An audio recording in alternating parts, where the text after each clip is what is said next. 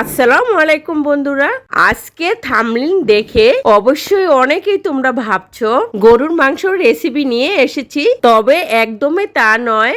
আজকে রেসিপিটা হলো পনিরের তরকারি। এই পনিরটা কোনো দুধের পনির করছি না, কোনো আটা ময়দারও পনির নয়। আমি ইউনিক ভাবে 3 রকমের উপকরণ দিয়ে বানিয়ে দেখাবো, চলো দেখি। একটা বাটিতে রুই মাছের ডিম নিয়েছি। এখন কাঁটা চামচের সাহায্যে ম্যাশ করে নিব ভালোভাবে। এখানে আমি 1 কাপ পোলাও চাল নিয়েছি, আগে আমি ভিজিয়ে ব্লেন্ডার করে নিয়েছি। এখন আমি এর সাথে অ্যাড করে দিব 1 চা চামচ কর্নফ্লাওয়ার দিচ্ছি। এখানে স্বাদ মতো লবণ দিচ্ছি। এখানে আধা চা চামচ হলুদের গুঁড়া দিচ্ছি। 1 চা চামচ মরিচের গুঁড়া দিচ্ছি। 1 চা চামচ জিরা বাটা দিচ্ছি। 1 চা চামচ রসুন বাটা দিচ্ছি। আদা বাটা দিচ্ছি। এখন একটা ডিম দিয়ে দিব। একটু সুগন্ধ লেবু চিপে দিচ্ছি, একটু ভালো ফ্লেভার আসার জন্য। তোমরা অবশ্যই লেবু ব্যবহার করবে, তবে সুগন্ধ লেবুটা ব্যবহার করবে। এর ফলে ডিমের স্মেলটা চলে যাবে। প্রায় মিক্স করা হয়ে গেছে। ব্যাটারটা ঘন হওয়ার জন্য আবারও আমি 1 চা চামচ কর্নফ্লাওয়ার দিয়ে দিচ্ছি। একটা প্যানে আমি পরিমাণ মতন তেল দিয়ে দিচ্ছি।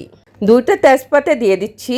আমি আস্ত 3টা এলাচ দিয়ে দিচ্ছি। তোমরা চাইলে গুঁড়াটাও দিতে পারো। 2টা পেঁয়াজ আমি নিয়েছি, কুচি করে কেটে নিয়েছি। ভালো করে নেড়ে ছেড়ে যখন একটা সময় বাদামি কালার হয়ে আসবে, আমি 1 কাপ পানি দিয়ে দিচ্ছি। এখন স্বাদ মতো লবণ দিব। হলুদের গুঁড়া দিব 1/2 চা চামচ। মরিচের গুঁড়া 1 চা চামচ। একটু ভালো করে নেড়ে ছেড়ে এখানে গরুর মাংস মশলাটা 1 চামচ দিয়ে দিচ্ছি। ভালো করে কষিয়ে নিব। একটা সময় যখন তেলটা ভেসে উঠবে, তখন ভাববো আমার মশলাটা হয়ে এসেছে। পনিরের ব্যাটারটা আমি ঝুলের ভিতরে ছোট ছোট করে দিয়ে দিব। তোমাদের খেয়াল রাখতে হবে একটার সাথে যেন একটা না লেগে যায়, না হলে লেগে যাবে। আস্তে আস্তে করে তোমরা দিয়ে দিবে সবগুলো। ঠিক এইভাবে একটা কাঁটা চামচের সাহায্যে 1 পিঠ হয়ে আসলে উল্টিয়ে দিবে। তোমাদের খেয়াল রাখতে হবে 1 পিঠ না হলে উল্টানো যাবে না, নয়তো ভেঙে যেতে পারে। দেখো আমার পনিরটা এখন ঝুলের ভিতরে ভাজা ভাজা হয়ে গেল। 3 কাপ গরম পানি দিয়ে দিচ্ছি। তোমরা কিন্তু অবশ্যই গরম পানিটা ব্যবহার করবে। আর এখানে আমি আর মশলা ব্যবহার করব না। এই ঝুলটা আমি পাতলা রাখবো, কারণ পাতলাই ঝুলটা ভালো লাগে। পনিরের তরকারির ঝুলটা এভাবে পাতলাই থাকে। আমাদের মা চাচি করে দেখেছি এভাবে পনিরের তরকারি করে আমাদের খাওয়াতো। আমার মার কথা মনে করে এভাবে তোমাদের রেসিপি করে আমি দেখালাম। প্রায় আমার রান্নাটা হয়ে গেল।